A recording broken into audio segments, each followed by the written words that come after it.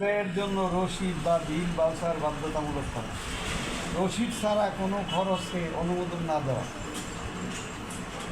বড় অঙ্কের ব্যয়ের জন্য কমিটির 2-3 জন দায়িত্বশীল প্রত্যেকের স্বাক্ষর নেওয়া,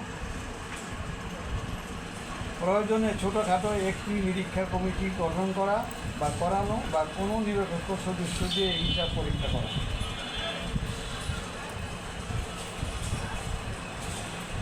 ঐক্য এবং সংহতি, একটি পিকনিক সমিতির সদস্যের মধ্যে আবেগগত বন্ধন সৃষ্টি করতে সাহায্য করে।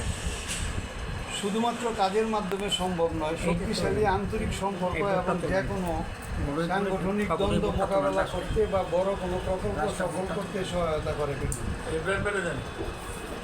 সদস্যরা যখন সংগঠনের প্রতি যত্নশীলতা দেখে এবং নিজেদের মূল্য অনুভব করে, তখন তারা সমিতিতে থাকতে এবং সক্রিয়ভাবে অংশ নিতে উৎসাহিত বোধ করে। তারপরে হচ্ছে কমিউনিকেশন, আনুষ্ঠানিক পরিবেশে সদস্যরা মুক্তভাবে আলোচনা করার সুযোগ পায় এবং তাদের ক্ষেত্রে ইতিবাচক যোগাযোগ তৈরি হয়। পিকনিক করা উচিত, কারণ খুব অসুবিধা, বেশিরভাগ ক্ষেত্রেই সঠিক অব্যবস্থাপনা। অসুবিধা হলো বাজেট এবং খরচের অসঙ্গতি। আর এটার প্রতিকার হইল সম্পূর্ণ স্বচ্ছতা, বিস্তারিত বাজেট, বিল বাজার সংরক্ষণ এবং একটি নিরপেক্ষ আর্থিক কমিটি গঠন করে।